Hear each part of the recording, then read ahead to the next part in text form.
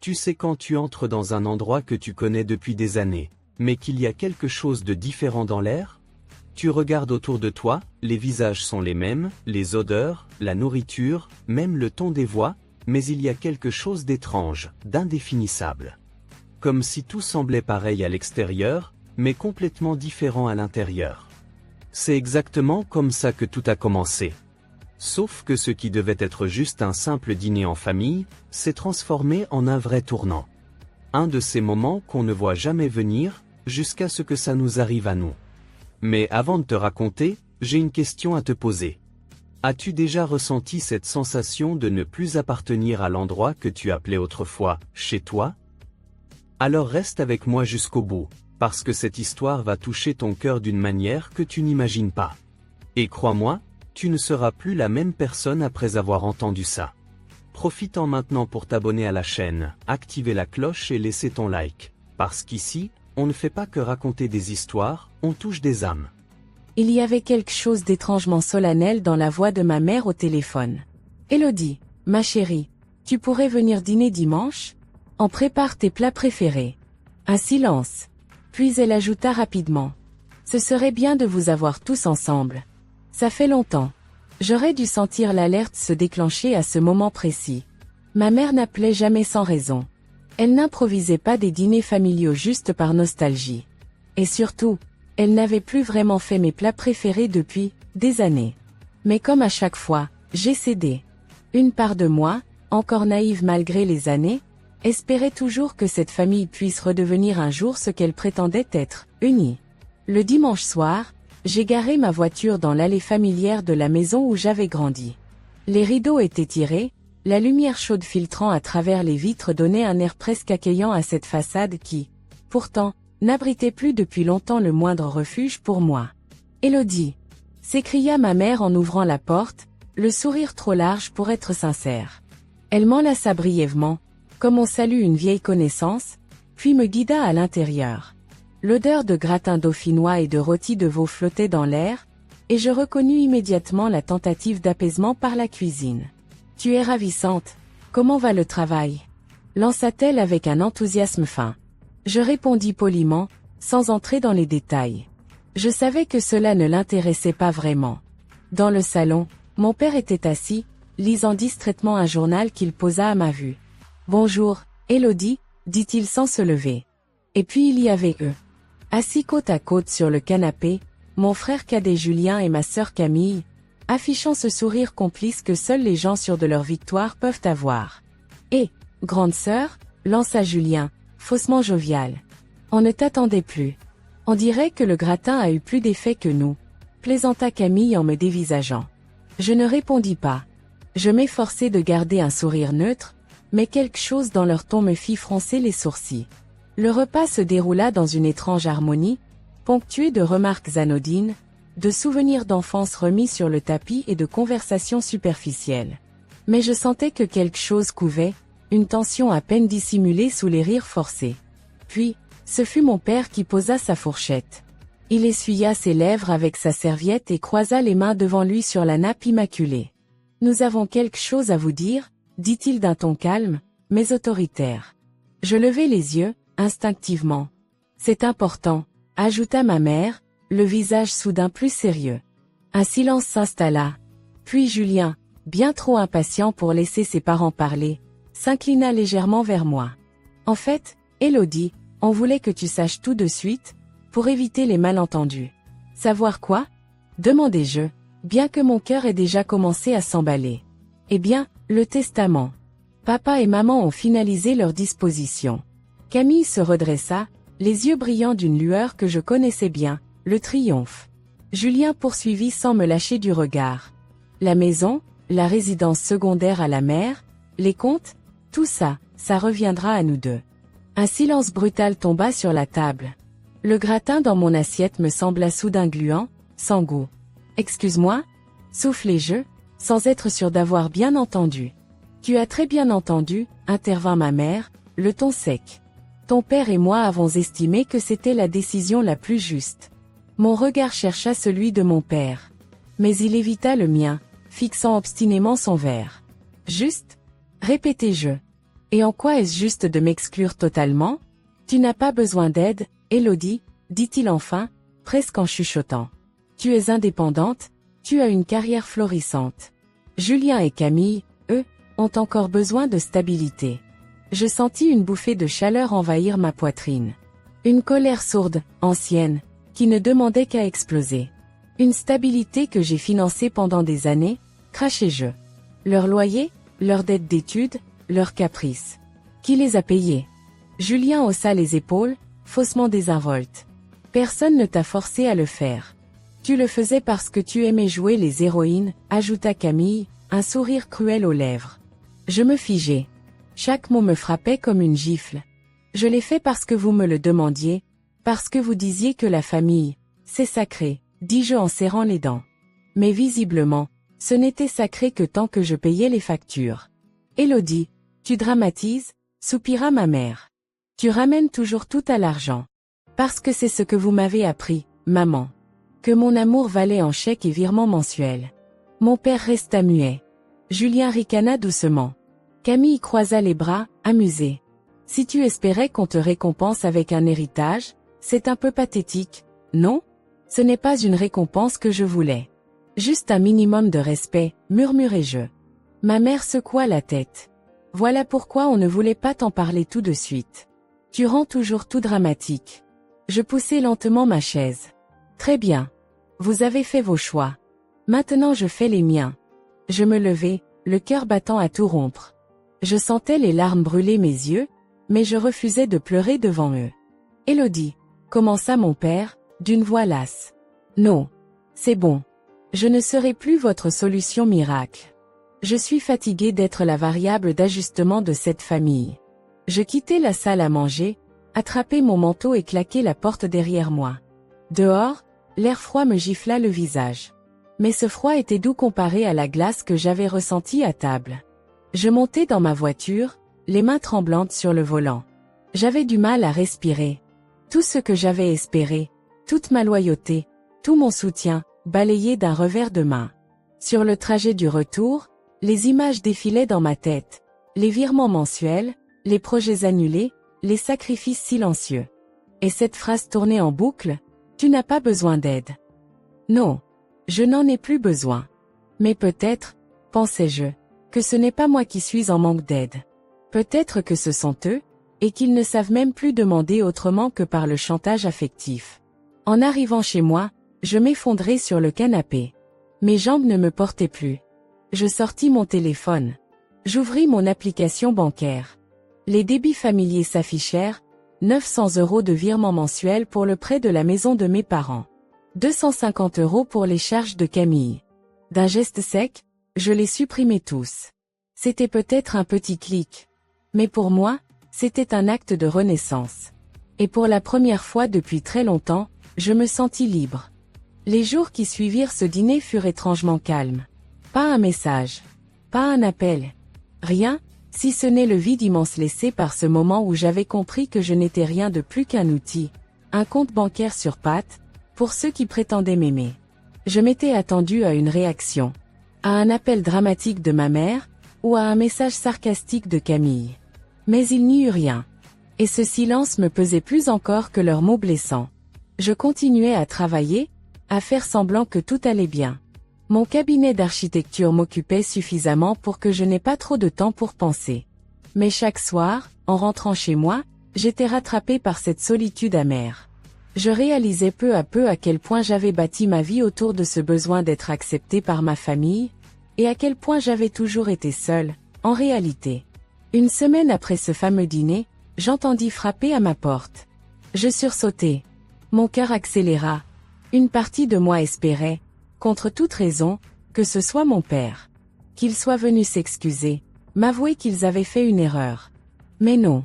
C'était tante Hélène. Sa silhouette fine, ses yeux doux et fatigués, son air toujours bienveillant malgré les tensions familiales. « Je peux entrer ?» demanda-t-elle doucement. Je hochai la tête et la laissai passer. Elle posa son manteau, m'observa longuement sans rien dire, puis s'assit sur le canapé. « Je voulais te voir.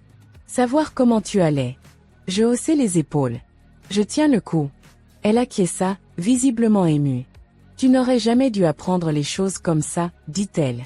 Pas de cette manière, pas devant eux, comme un jugement. Ils avaient tout prévu, répondis-je avec amertume.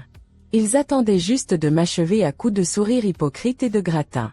Tante Hélène eut un petit rire triste. Je suis désolée, Élodie. Je la regardais avec surprise. C'était la première fois que quelqu'un, dans cette famille, me disait ces mots sincèrement. Tu n'as rien à te reprocher, reprit-elle. Tu as toujours tout donné. Trop, peut-être. Et eux, ils ont pris sans jamais remercier. Tu savais? Murmurai-je. Elle hocha la tête lentement. Je voyais bien ce que tu faisais, les virements, les aides, ton soutien. Mais ils n'ont jamais voulu l'admettre. Pour eux, c'était normal. Presque dû. Je baissai les yeux, un nœud se formant dans ma gorge. Pourquoi? Pourquoi ai-je toujours été traitée comme une étrangère dans ma propre famille? Parce que tu les confrontes à ce qu'ils refusent d'être, dit-elle doucement. Tu es indépendante, forte, tu réussis. Et ça, Élodie, ça leur rappelle tout ce que n'ont pas accompli. Ces mots me transpercèrent. Jamais je n'avais vu les choses sous cet angle. Ils m'ont rayé de leur vie, Hélène.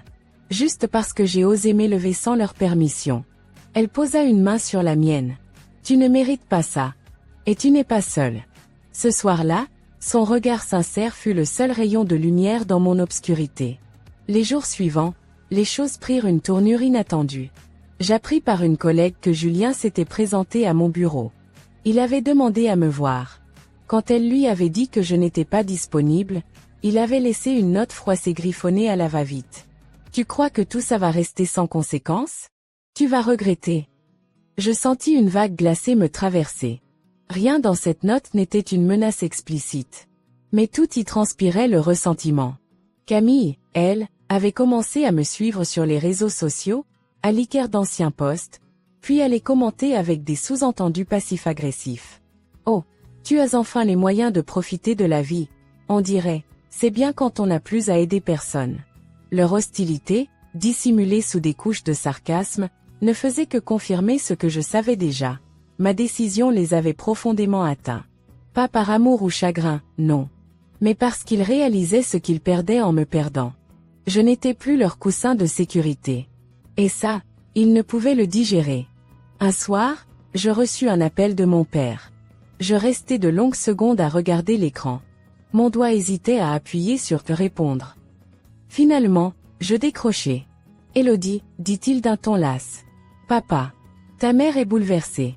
Elle ne comprend pas pourquoi tu coupes les ponts aussi brutalement. » Je retins un rire amer. « Elle est bouleversée parce qu'elle ne peut plus profiter de moi, tu veux dire? Ce n'est pas si simple, soupira-t-il. Non, en effet. Ce n'est pas simple d'accepter que votre fille ne veut plus jouer le rôle de la bonne poire. » Il resta silencieux un moment, puis dit. « Je ne voulais pas ça. Je voulais juste que tout reste calme. Que chacun ait sa part. Tu as déjà tant de choses. Et tu penses vraiment que ça excuse de me rayer de l'héritage familial? Parce que j'ai réussi. C'est ça, ma punition? Élodie, c'est plus compliqué que ça. On a nos raisons. Alors gardez vos raisons, rétorquai-je. Et surtout, gardez vos silences. J'en ai assez entendu pour toute une vie. » Je raccrochai sans attendre sa réponse. Et cette nuit-là, je ne pleurais pas. Pour la première fois, j'étais en colère, mais une colère juste, vivifiante, nécessaire. Une semaine plus tard, alors que je travaillais tard au bureau, ma collègue Aurore entra dans mon espace, l'air soucieux. « Tu as 5 minutes? Je voulais te montrer quelque chose. » Elle me tendit son téléphone. Un message circulait sur un groupe WhatsApp familial que je ne fréquentais plus depuis des mois. Camille y écrivait. Elle a coupé tout soutien à nos parents. Maman est au bord de la dépression. Élodie pense qu'elle peut nous abandonner comme ça.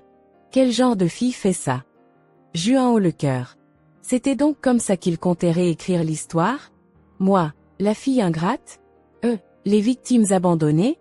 Aurore me regarda avec compassion. Tu devrais répondre, Élodie. Tu ne peux pas les laisser salir ton nom comme ça. Mais je ne répondis pas. Pas encore. Quelque chose en moi s'endurcissait. Je savais que le moment viendrait où je devrais parler. Mais pas comme eux. Pas dans un groupe privé. Pas en murmurant. Non. Je parlerai à voix haute, quand le moment serait juste. Un vendredi matin, je reçus un mail inattendu. Une proposition de partenariat prestigieux pour un projet d'urbanisme écologique à Lisbonne. C'était une opportunité rêvée. Un nouveau départ. Un monde sans ce poids familial à traîner derrière moi. Mais accepter signifiait partir. Laisser tout ici. Couper définitivement. Et malgré tout ce que j'avais vécu, cette décision me tiraillait. Je passais la journée à y réfléchir, à peser le pour et le contre, à projeter ce que serait ma vie ailleurs. Et dans la nuit, en regardant les lumières de la ville à travers ma fenêtre, je murmurais à voix basse. Et si, cette fois, je choisissais vraiment pour moi? Le week-end suivant, je reçus un message inattendu de Camille. Un simple « On a besoin de te parler. Ce n'est pas ce que tu crois. » Je restai de longues minutes à fixer l'écran. Je savais que ce n'était pas une main tendue. Rien dans sa formulation ne contenait la moindre excuse. Et pourtant, ma curiosité était piquée. Je décidai de ne pas répondre. Mais l'après-midi même, un appel de tante Hélène changea la donne. « Élodie, il prévoit quelque chose. Ta mère m'a appelé ce matin. Elle veut organiser une réunion de famille. Elle dit que tout doit être clarifié. » Clarifié? Répétai-je avec ironie. Elle compte m'expliquer que je suis ingrate avec une PowerPoint cette fois? Je te le dis juste pour que tu ne sois pas prise au dépourvu. Je sens qu'il cache quelque chose. Et il y a autre chose. Son ton avait changé. Plus grave. Plus lourd. Quoi donc? Il y a des choses que tu ignores, Élodie. Des choses sur ton enfance. Sur les raisons de certaines décisions de tes parents. Mon cœur se figea. Hélène, tu veux dire quoi exactement? Elle hésita, comme si les mots lui brûlaient la langue. Ce n'est pas à moi de te le dire. Pas encore. Mais promets-moi une chose, écoute attentivement ce qu'ils diront, même si ça te met en colère. Certaines vérités font mal, mais elles libèrent. Le soir suivant, je me rendis à contre-cœur à la fameuse réunion de famille. L'ambiance dans la maison était étrange. Trop calme. Trop arrangée. Comme si chacun jouait un rôle. Julien m'ouvrit la porte sans un mot, me lançant un regard indéchiffrable. Camille, assise dans le salon, pianotait nerveusement sur son téléphone. Mes parents étaient déjà installés, silencieux, l'air solennel. « On est tous là, » dit mon père. « On peut commencer. » « Commencer quoi, exactement ?» lançai-je en croisant les bras. Ma mère prit la parole, d'une voix tremblante. « On s'est peut-être mal exprimé l'autre soir. Ce n'est pas qu'on veuille t'exclure, Élodie. C'est que, certaines choses sont plus compliquées que tu ne l'imagines. » Je haussai un sourcil. « Alors éclairez-moi. Je suis toute oui. » Elle jeta un regard à mon père, qui hocha lentement la tête. Puis elle reprit. « Tu sais que ta naissance a bouleversé notre vie. On était jeunes, pas préparés. Et puis, quand Julien et Camille sont arrivés, on a fait ce qu'on a pu pour équilibrer. » « Équilibrer ?» répétai-je, sceptique. « Ce que ta mère veut dire, » intervint mon père, « c'est que tu as toujours été différente. Plus mature, plus distante. Tu posais des questions, tu contestais. On ne savait pas comment te gérer. » Je sentis la colère monter. « Et vous avez décidé de me punir pour ça toute ma vie? Ce n'est pas une punition. » s'exclama ma mère. « C'est juste que, on s'est appuyé sur toi sans s'en rendre compte. Parce que tu étais capable. Donc j'ai été punie pour être capable, c'est ça? » « Élodie, » murmura Camille, « ce n'est pas aussi simple. Tu ne sais pas tout. » Je me tournai vers elle, surprise. « Toi aussi tu vas me révéler un secret de famille? » Elle me fixa, puis baissa les yeux. « On a trouvé des papiers dans le bureau de papa, il y a quelques mois. Des lettres. Des documents bancaires. On n'a pas tout compris, mais... » Julien se racla la gorge. « Il y avait des virements, Élodie. Des virements de ton compte, vers les comptes de maman et papa, datant de plus de 10 ans. » Mon estomac se serra. Je le sais. C'était moi qui les faisais. Volontairement. Mais Camille secoua la tête. Non. Pas cela. C'est que tu ne connaissais pas. Je restai interdite. Qu'est-ce que vous racontez? Mon père se leva lentement, visiblement accablé. Il y a quelque chose que je dois t'avouer. Quand tu as eu 22 ans, tu as hérité d'une somme importante. Une assurance vie laissée par ta grand-mère, de ton côté maternel. Je le fixais, sidéré. Quoi? On n'a jamais voulu te le dire, on pensait que tu serais irresponsable avec cette somme. Alors, on l'a investie en ton nom. Enfin, partiellement. Mon cœur battait à tout rompre. Partiellement? Une partie a servi à rembourser nos dettes, admit ma mère, la voix basse. Puis à aider Julien pour ses études à l'étranger. Et aussi à couvrir quelques dépenses familiales. Donc, vous m'avez volé mon héritage? Ma grand-mère m'avait laissé quelque chose et vous l'avez utilisé sans me le dire? Personne ne répondit. Le silence fut plus assourdissant que tout le reste. Et vous osez parler de justice? Vous me reprochez de ne plus vouloir aider, alors que vous m'avez prise pour une banque dès le début? Je me levai, le souffle court. Cette fois, c'est terminé. Je vous le dis clairement, vous ne reverrez plus un centime de moi. Plus jamais. Élodie, s'il te plaît, tenta mon père. Non. Hurlai-je. C'est trop tard. Et ne comptez pas sur moi pour plairer votre sort. Je tournai les talons, sans attendre. En franchissant la porte, j'eus une dernière pensée. Ils venaient de perdre leur dernier lien avec moi. Et cette fois, ce n'était pas une fuite, c'était une libération. Je n'avais pas dormi cette nuit-là. Pas une seconde. Allongé dans mon lit, les yeux ouverts dans le noir, je revivais chaque mot, chaque aveu, chaque silence complice. Mon cœur battait si fort que j'aurais pu jurer entendre les murs vibrer avec lui. Ils m'avaient volé. Ils m'avaient trahi. Et ils avaient osé l'enrober sous des airs de choix familiaux, de logique parentale, comme si tout cela n'était qu'une évidence raisonnable. Le plus insupportable n'était même pas l'argent. C'était ce que cela représentait. C'était le mépris. Le mensonge. Le fait qu'ils aient cru que je ne méritais même pas de savoir. Et malgré ma colère, une autre émotion plus sourde commençait à poindre, la honte. Pas pour ce qu'ils avaient fait. Mais pour tout ce que j'avais laissé passer pendant des années. J'avais tout justifié, tout excusé, tout financé. Comme si mon amour se mesurait en virements automatiques. Ce matin-là, je pris une décision. Je composai un message, sec, sans détour. À partir d'aujourd'hui, je coupe tout lien financier. Aucun centime de plus. Vos problèmes ne sont plus les miens. Ne me contactez plus. Et j'envoyai ce message à mes parents, à Julien et à Camille. Sans une seule ligne de plus. Les premières heures passèrent dans un calme étrange. Un silence, presque apaisant. Puis, comme prévu, la tempête éclata. Le premier appel fut de ma mère. Je le laissai sonner. Puis un second. Un message vocal. Puis 2, puis 10. Je n'en écoutai aucun. Elle passa le relais à mon père. Puis à Camille. Julien, lui, m'envoya un message sec. Tu vas le regretter. Tu crois que tu peux nous laisser tomber comme ça? Tu te crois au-dessus? Je bloquai leur numéro. Un à un. Et avec chaque numéro bloqué, je sentais un poids glisser de mes épaules. C'était étrange, cette légèreté nouvelle. Un vide, oui. Mais un vide sain.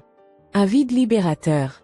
Comme si, enfin, je pouvais respirer sans avoir à porter toute une maison sur mon dos. Quelques jours plus tard, je reçus un appel du cabinet d'urbanisme de Lisbonne. Bonjour, Madame Bernard. Nous avons étudié votre dossier avec attention. Nous aimerions officialiser votre collaboration. Je restai muette un instant, surprise par la rapidité. Puis un sourire naquit sur mon visage, timide, presque coupable. C'est un grand honneur, répondis-je simplement. Vous pourrez commencer dès le mois prochain. Nous vous aiderons pour la relocalisation. Je raccrochai, le cœur battant. Un nouveau départ. Un vrai. Et cette fois, rien ni personne ne viendrait le saboter. Le soir même, je partageai la nouvelle avec tante Hélène, lors d'un dîner improvisé chez moi. Lisbonne? S'écria-t-elle, visiblement émue. C'est incroyable, Élodie. J'ai peur, avouai-je. C'est la première fois que je fais un choix uniquement pour moi. Elle me prit la main.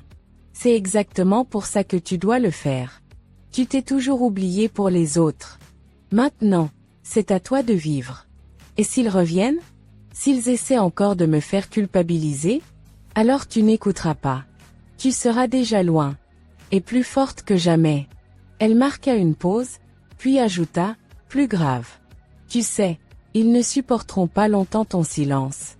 Ils vont tenter autre chose. Comme quoi? Des coups bas. Du mensonge. De la manipulation. Mais tu tiendras. Parce que tu sais, maintenant. Je hochai lentement la tête. Oui. Je savais. Et je n'avais plus peur. Je repris le travail avec plus de légèreté que jamais. Pour la première fois depuis des années, je n'avais aucune charge extérieure à gérer. Pas de dettes masquées, pas de transferts familiaux, pas de culpabilité en arrière-plan. Mon patron remarqua très vite le changement. Tu es rayonnante, Élodie. Tu es différente. Je me sens libre, répondis-je sincèrement. Et il sourit, sans poser plus de questions. Mais bien sûr, la tranquillité ne dura pas longtemps. Un matin, alors que j'arrivais au bureau, Aurore, ma collègue, m'attendait avec un air grave. Il y a quelque chose que tu dois voir, dit-elle en me tendant son téléphone. Sur l'écran, une publication Facebook de Camille, longue, bien rédigée, subtilement venimeuse. Quand certains membres de la famille vous tournent le dos au moment où vos parents vieillissent et ont besoin d'aide. Quand certains préfèrent s'enrichir plutôt que de soutenir ceux qui les ont élevés. Triste époque. Ma gorge se serra. Et les commentaires affluaient. Des tantes, des cousins, des amis de mes parents. Tous compatissants. Tous choqués. Tous manipulés. Aurore me regarda. Tu ne peux pas laisser passer ça. Je sais. Mais je ne savais pas encore comment réagir. J'étais fatiguée de me battre, fatiguée d'expliquer, de justifier, de me défendre. Alors je fis, rien. Pas tout de suite. Je passais la journée à y penser, à formuler des réponses dans ma tête, à imaginer des posts, des mises au point. Mais au fond, je savais, si je réagissais à leur terrain, je perdrais. Je devais attendre. Trouver mon propre terrain. Celui où ma voix porterait vraiment. Quelques jours plus tard, alors que je faisais mes cartons pour Lisbonne, un détail me frappa. Au fond d'un tiroir, je retrouvai un vieux carnet de notes que je tenais dans mes premières années de travail. Je l'ouvris. Des comptes, des dépenses. Et puis, des annotations à la main. Camille, prénom remboursé, Julien en mensualité école, parents électricité. Je m'arrêtai net. Tout était là. Des années de preuves silencieuses. Et soudain, tout devint clair. Je savais quoi faire. Mais pas aujourd'hui. Demain. Demain, je raconterai enfin mon histoire. Ma version. La vraie. Et cette fois, personne ne pourrait me faire taire. Le matin suivant, je me réveillai avec une énergie étrange. Ce n'était pas de la joie. Ni vraiment de la colère. C'était autre chose. Une clarté intérieure, un calme nouveau, presque déroutant. Je savais ce que j'avais à faire. Et cette fois, je ne le ferai pas à moitié. Je pris mon petit déjeuner en silence, assise face à la fenêtre, observant les premières lueurs du jour se glisser entre les immeubles. Mon appartement était en désordre, rempli de cartons en attente de Lisbonne. Mais dans mon esprit, tout était enfin à sa place. Je sortis mon ordinateur portable, l'ouvris doucement et respirai profondément. Puis je commençai à écrire. Pas un message rapide, ni une réponse enflammée à Camille. Non. Un texte long, sincère, précis. Mon histoire. Ma vérité. Chaque ligne était comme une libération. Je n'avais pas prévu de rendre cette histoire publique. Mais devant les insinuations malveillantes, les manipulations et les jugements, je n'ai plus envie de me taire. Pendant plus de 10 ans, j'ai soutenu mes parents et mes frères et sœurs financièrement. J'ai payé des dettes, des études, des charges. J'ai annulé des projets, des voyages, des opportunités, tout ça dans l'ombre, sans jamais réclamer quoi que ce soit. Mais voilà ce qu'on ne vous dira pas. Ils m'ont utilisé. Ils m'ont menti. Ils ont vidé un héritage qui m'était destiné, dans le secret. Et le jour où j'ai osé dire non, ils m'ont exclu. Ils m'ont accusé. Pire encore, ils ont voulu faire de moi la méchante. Je ne cherche ni pitié, ni vengeance. Je cherche simplement à rétablir les faits. Parce que me taire, c'est cautionner. Et je refuse. Alors oui, j'ai décidé de partir. De changer de vie. Mais ce n'est pas une fuite. C'est une renaissance. Je terminai mon texte, le relus 2 fois. Aucun mot n'était en trop. Aucun n'était violent. Tout était juste. Je postais. Et je fermais mon ordinateur sans attendre les réactions. Je n'avais plus besoin d'attendre l'approbation de qui que ce soit. J'avais parlé. J'avais existé. Enfin. Les premières notifications arrivèrent à peine quelques minutes plus tard. Commentaires, partages, messages privés. Je n'ouvris rien tout de suite. Je sortis marcher, le cœur léger. Dans la rue, le monde me semblait plus vivant, plus net. Chaque pas résonnait comme une affirmation. Je suis libre. Je suis debout. Je suis moi. À mon retour, le téléphone vibrait encore. Les messages affluaient, de proches, d'anciens collègues, de connaissances oubliées. Tu es si courageuse, Élodie. On n'avait aucune idée de ce que tu vivais. Merci d'avoir eu la force de parler. Tu m'as inspiré à poser mes propres limites avec ma famille. Et puis, bien sûr, vinrent les attaques. Un message de Camille. Tu te fais passer pour une victime. Tu n'as aucune honte. Un de Julien. Bravo. Tu fais pitié. Tu veux des applaudissements pour avoir coupé les ponts? Tu vas finir seul. Mais quelque chose avait changé. Leurs mots ne me blessaient plus. Je souris tristement. Ce n'était pas qu'ils ne me touchaient pas. C'est juste que je n'y croyais plus. Leurs critiques, leurs moqueries, leur colère, c'étaient les cris désespérés de ceux qui perdaient le contrôle. Et je ne serais plus leur marionnette. Le lendemain matin, une surprise m'attendait. Une lettre recommandée, déposée sous ma porte. Je l'ouvris, le souffle court. C'était une mise en demeure, rédigée par un avocat représentant mes parents. Nous exigeons la suppression immédiate du contenu publié en ligne, sous peine de poursuite pour diffamation. Je restais figé. Ils étaient prêts à me traîner en justice pour avoir dit la vérité. Mais au fond, j'aurais dû m'y attendre. C'était leur ultime tentative pour me faire taire. Je n'eus pas besoin d'un avocat. J'envoyai une réponse simple. Tout ce que j'ai partagé est vérifiable et documenté. N'ayez crainte, j'ai conservé les preuves. Je n'eus aucun retour. Leur menace n'était qu'un bluff. Et cette fois, c'est moi qui les tenais. Une semaine passa. Le temps de respirer. De savourer cette nouvelle vie en gestation. J'avais mis fin au paiement. J'avais rompu le silence. Et surtout, j'avais choisi ma paix. Un soir, alors que je finalisais mes cartons, quelqu'un frappa à ma porte. Un coup discret. Presque timide. J'ouvris. Et là, debout dans l'ombre du couloir, se tenait Julien. Il avait le visage pâle, les traits tirés. Rien de son arrogance habituelle ne transparaissait. « Je peux entrer ?»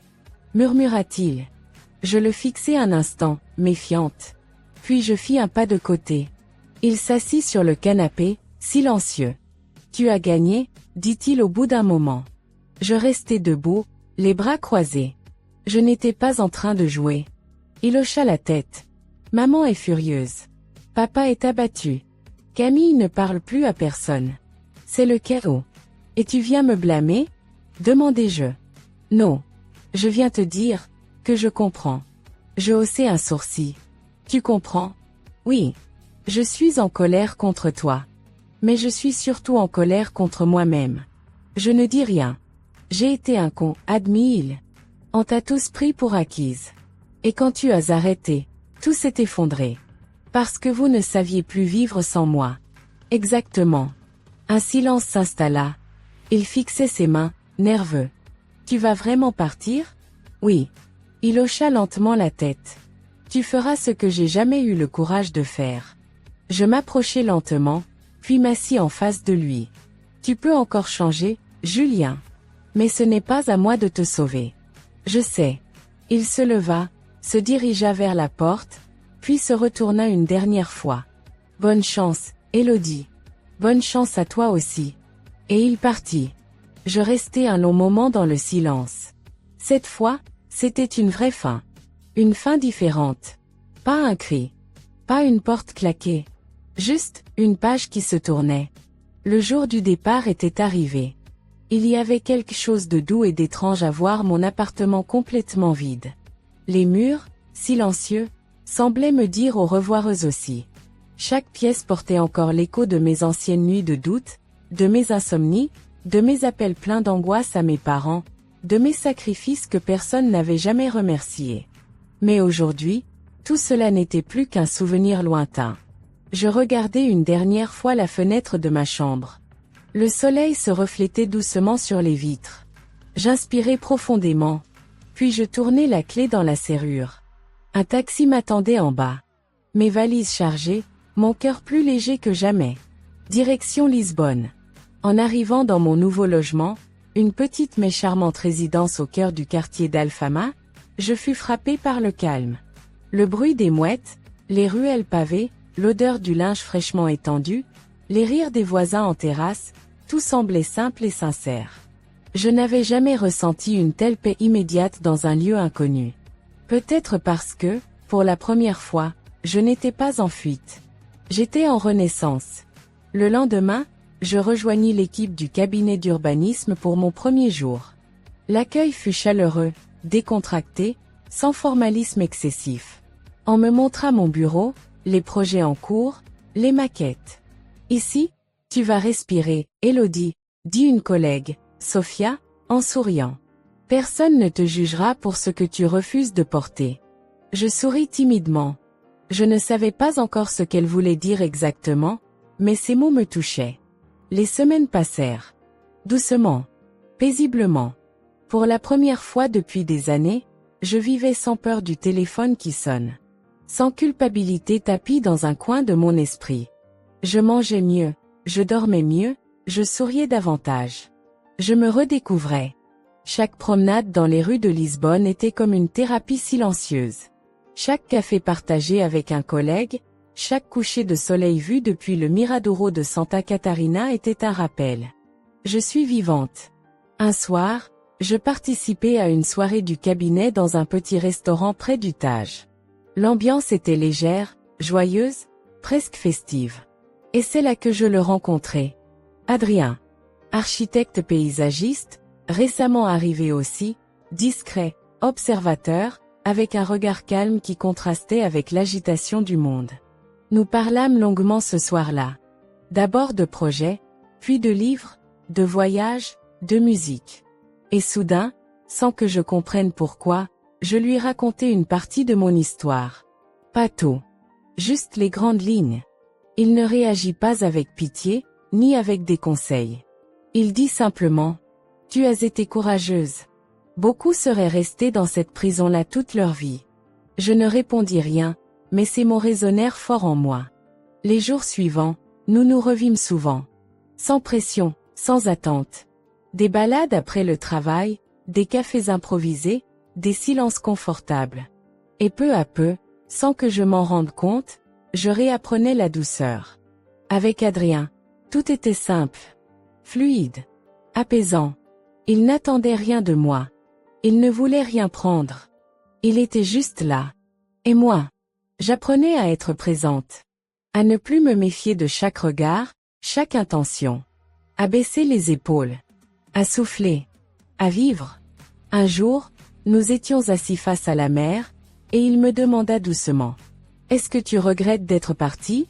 Je le regardai longuement avant de répondre. « Non.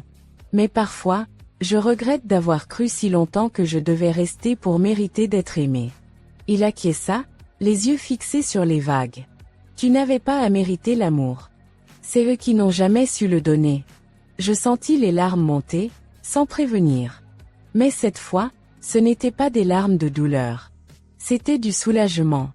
Un mois plus tard, je reçus un message inattendu. « Tante Hélène. Je suis à Lisbonne pour quelques jours. Est-ce qu'on peut se voir ?» Mon cœur se serra. Elle me manquait. Elle avait été mon seul point d'ancrage dans cet océan familial instable. Nous nous retrouvâmes dans un petit café près de la Praçado Comércio. Elle me serra dans ses bras, longuement, comme si elle ne voulait plus me lâcher. « Tu es radieuse, Élodie, » dit-elle en me regardant. « Je n'ai jamais vu autant de lumière dans tes yeux. »« Je suis bien, Hélène. » Enfin. Elle sourit tristement. « Il parle encore de toi, tu sais. Ta mère essaie toujours de faire passer son histoire. Mais les gens commencent à comprendre. Ta vérité a réveillé bien des consciences dans la famille. Je ne veux plus me battre, répondis-je. Je veux juste vivre. Et tu le fais très bien. Nous restâmes des heures à discuter. De tout. De rien. Du passé, du présent, mais surtout du futur. Au moment de partir, elle me dit doucement. Tu as brisé la chaîne, Élodie. Tu es celle qui a eu le courage de dire non. Et grâce à toi, d'autres pourront le dire aussi. Je l'embrassai, le cœur plein. Les jours reprirent leur rythme paisible. Je progressais dans mon travail. Je découvrais des coins cachés de Lisbonne. Je riais plus souvent. J'aimais plus fort. Et surtout, je respirais plus librement. Un soir, en rentrant chez moi, je pris mon téléphone et je rédigeai un message. Un message que je n'enverrai jamais, mais que j'avais besoin d'écrire. Papa, maman, j'aurais voulu que les choses soient différentes. J'aurais voulu que vous m'aimiez pour moi, pas pour ce que je pouvais vous offrir. Mais je ne vous en veux plus. Je me libère. Je vous laisse avec vos choix, vos regrets, vos silences. Moi, j'avance. Et je vous souhaite, malgré tout, de trouver un jour la paix que j'ai trouvée ici. Je supprimai le message. Pas par colère, mais parce qu'il avait rempli sa mission, me libérer une dernière fois. Le vent soufflait doucement ce soir-là, depuis la colline du Castelo de Sauroré. Je m'y étais arrêté seul, sans but précis, juste attiré par ce point de vue qui dominait tout Lisbonne. Les toits rouges s'étendaient à perte de vue, le Tage scintillait dans le lointain, et les lumières de la ville s'allumaient une à une, comme des promesses tranquilles. Assise sur le muret, les jambes croisées, je regardais le ciel changer de couleur. C'était ma dernière soirée avant mon voyage en Italie. Oui, j'avais décidé de m'offrir cette escapade. Pas pour fuir, pas pour oublier, mais pour célébrer. Célébrer la vie que je m'étais offerte. Célébrer le chemin parcouru. Célébrer, tout simplement, moi-même. J'avais appris à ne plus chercher l'approbation dans les yeux des autres. J'avais appris à dire non, à poser des limites, à choisir ce qui me faisait du bien sans m'excuser. Et plus encore. J'avais découvert que la paix n'est pas l'absence de conflit, mais la présence de vérité. Quelques jours avant mon départ, Adrien était venu dîner chez moi. Un repas simple, quelques rires, un silence complice. Puis, en buvant un verre de vin sur le balcon, il m'avait dit d'une voix douce. « Tu sais, je pense que tu es en train de guérir quelque chose en moi aussi. » Je l'avais regardé, surprise. « Moi? Pourquoi? Parce que tu m'as montré que même les blessures profondes peuvent devenir des ouvertures. Que même ceux qui ont été brisés peuvent construire quelque chose de solide, de doux, et de vrai. » Je n'avais rien répondu. Mais ces mots m'avaient profondément touché. Nous n'avions pas parlé d'avenir, ni d'engagement, ni de projet à deux. Nous étions simplement là. Libres, présents, sincères. Et c'était suffisant. Quelques jours avant mon départ pour l'Italie, tante Hélène m'envoya une dernière lettre, manuscrite cette fois. Je la lus lentement, comme on lit une prière. Ma chère Élodie, je voulais t'écrire, non pas pour te dire au revoir, mais pour te dire merci. Merci d'avoir eu le courage d'être la voix que beaucoup d'entre nous n'ont jamais osé incarner. Merci d'avoir prouvé que l'amour de soi n'est pas de l'égoïsme, mais de la survie. Merci d'avoir rappelé à cette famille, même à travers le tumulte, qu'on ne peut pas toujours éteindre ceux qui brillent par leur vérité. Je sais que tu portes encore des cicatrices. Mais ces cicatrices sont la preuve que tu t'es réparé. Et quoi qu'ils disent, quoi qu'ils fassent, sache une chose, tu as gagné. Tu as choisi la lumière. Je t'embrasse tendrement. Hélène. Je pleurai doucement. Des larmes sans douleur. Des larmes de gratitude. Le jour de mon vol arriva. En montant dans l'avion, je regardai par le hublot, une dernière fois. Puis je sortis un carnet de mon sac. Un petit cahier neuf, avec une couverture simple. Je commençai à écrire une phrase, la toute première. Ce que j'ai perdu m'a permis de me retrouver. Et c'était vrai. J'avais perdu l'illusion d'une famille unie. J'avais perdu des années de dévouement silencieux. J'avais perdu l'envie d'être accepté à tout prix. Mais en échange, j'avais retrouvé ma voix, ma force, ma liberté. L'Italie fut un souffle. Je marchais des heures dans les ruelles de Florence, dégustais des cafés en terrasse à Rome, écoutais les vagues assorantes. Et partout, je sentais cette même chose, la légèreté d'exister pleinement. Un jour, sur une place animée, un enfant passa devant moi en courant, poursuivi par une mère hilare. Et j'eus un petit pincement au cœur. Un écho lointain. Une pensée fugace. Aurais-je un jour cette vie-là, moi aussi? Mais je ne m'y attardai pas. Car je savais que, quoi qu'il advienne, je ne construirais jamais une vie où il faudrait s'excuser d'être soi. Je n'avais plus peur de ce que l'avenir me réservait. J'avais confiance en moi. Et c'était une victoire immense. Quelques semaines plus tard, de retour à Lisbonne, je reçus une dernière lettre. Étrangement manuscrite elle aussi. De ma mère. Je la tins longtemps entre mes mains avant de l'ouvrir. Élodie. Je ne sais pas si tu liras ces lignes. Je ne sais pas si tu me pardonneras un jour. Mais je voulais te dire que je regrette. Peut-être pas tout, pas comme tu l'entendrais. Mais je regrette de ne pas t'avoir vu. J'ai cru que l'amour se prouvait par le contrôle. J'ai confondu sacrifice et silence. Et j'ai perdu une fille magnifique. Si un jour tu veux me reparler, je serai là. Maman. Je refermai la lettre. Et je la rangeai dans un tiroir. Je ne répondis pas. Pas par colère. Mais parce que je n'en avais plus besoin. J'avais dit ce que j'avais à dire. J'avais vécu ce que j'avais à vivre. Et désormais, je n'étais plus dans l'attente. Aujourd'hui, je vis chaque jour avec une gratitude immense. Pour ce que j'ai traversé. Pour ceux qui m'ont soutenu. Pour cette femme que je suis devenue. Entière, libre, debout. Et parfois, le soir, quand le ciel se part de rose sur Lisbonne, je repense à la femme que j'étais avant. Celle qui doutait, qui s'épuisait à vouloir plaire, qui espérait chaque approbation comme une bouée de survie. Je la regarde avec tendresse. Et je lui dis doucement, tu as survécu. Et maintenant, tu vis. C'est cela, le vrai héritage. Non pas les biens matériels, mais la capacité de se choisir enfin.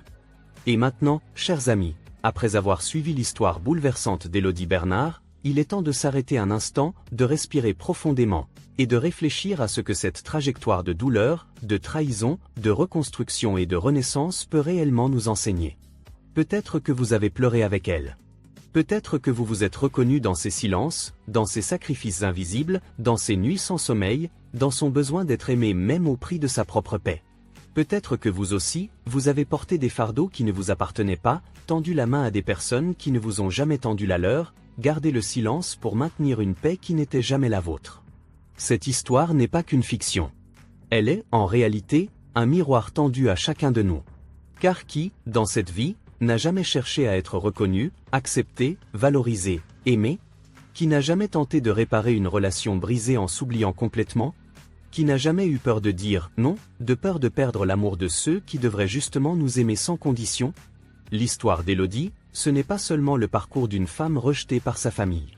C'est l'histoire universelle de l'émancipation, du pardon, de la liberté intérieure. C'est une histoire qui nous pousse à reconsidérer ce que nous appelons famille, ce que nous appelons amour, et ce que nous croyons devoir supporter pour être acceptés. Combien d'entre vous, en écoutant ou en lisant ces mots, sentent dans leur cœur une douleur familière, un écho intérieur qui dit « Moi aussi, j'ai donné sans retour. Moi aussi, j'ai aimé sans être vu. Moi aussi, j'ai porté des années de silence pour ne pas déranger ?» Il est temps de dire que vous n'êtes pas seul. Il est temps de dire que votre valeur ne dépend pas du regard des autres.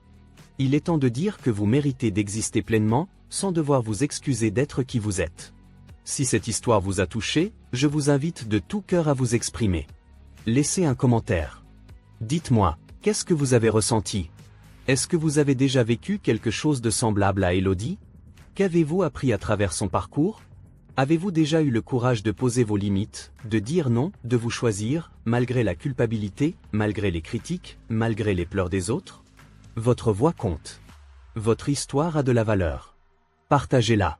Et surtout, si ce récit vous a bouleversé, si vous vous êtes senti compris, si vous avez ressenti une émotion authentique, je vous encourage à mettre un like, à vous abonner à la chaîne, à activer la cloche de notification. car ici, nous racontons des histoires vraies, humaines, profondes, des histoires qui ne cherchent pas le spectaculaire, mais qui touchent le cœur. Des histoires comme la vôtre. Et si vous êtes encore ici, si vous avez suivi cette histoire jusqu'à la fin, alors sachez que ce n'est pas un hasard. Rien n'est un hasard. Il y a des récits qui arrivent dans notre vie au bon moment, précisément lorsque notre âme a soif d'une réponse plus grande, d'un sens plus profond, d'un réconfort au-delà des blessures humaines. Et c'est ici que je voudrais vous parler d'un autre amour. Un amour encore plus puissant que celui d'Élodie pour sa famille. Un amour qui ne trahit jamais, qui ne déçoit jamais, qui ne calcule pas, qui ne pose pas de conditions, qui ne demande pas de sacrifice en échange. Un amour pur, libre, éternel. Cet amour, c'est celui de Dieu pour vous. Peut-être que vous avez tout perdu. Peut-être que, comme Élodie, vous avez été rejeté par ceux que vous aimiez le plus. Peut-être que vous avez été humilié, utilisé, blessé, abandonné. Mais Dieu, lui, ne vous abandonne jamais. Dieu, lui, voit chaque larme que vous avez versée dans le silence. Dieu connaît votre cœur mieux que quiconque. Et cet amour-là n'est pas une promesse vague.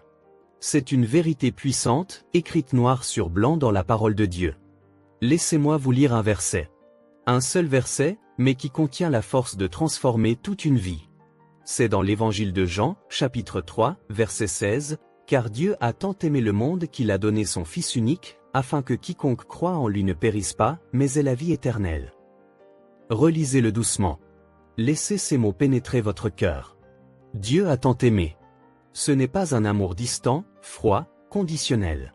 Ce n'est pas un amour qui regarde vos fautes ou vos erreurs. C'est un amour profond, total, bouleversant. Dieu a tant aimé que lui-même a donné ce qu'il avait de plus précieux, son Fils unique, Jésus-Christ, pour vous. Pour que vous, et non pas seulement les autres, puissiez avoir la vie éternelle. Ce sacrifice n'a pas été fait pour une élite, ni pour des gens parfaits, ni pour ceux qui ont une vie sans tache. Il a été fait pour vous, tel que vous êtes. Même avec vos doutes, vos blessures, vos luttes, vos faiblesses. Peut-être que vous vous sentez vide aujourd'hui. Peut-être que cette histoire d'héritage et de rejet familial a réveillé en vous un vieux chagrin, une faille que vous croyez cicatriser. Peut-être que vous vous dites, moi aussi, je cherche un endroit où je sois accepté sans condition. Eh bien, ce lieu existe. Et ce lieu, c'est le cœur de Dieu. Son amour vous attend. Son pardon vous attend. Sa paix vous attend. Jésus n'est pas venu pour vous juger. Il est venu pour vous sauver. Il est venu pour vous relever là où la vie vous a fait tomber. Il est venu pour vous restaurer là où le monde vous a brisé.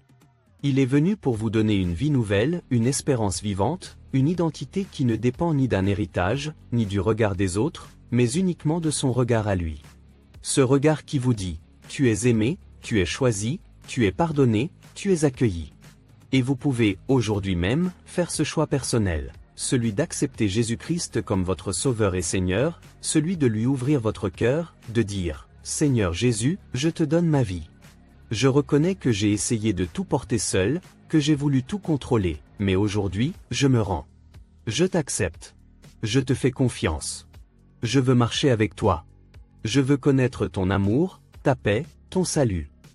Vous n'avez pas besoin de formules compliquées. Il suffit d'un cœur sincère, d'une prière simple, comme celle-ci.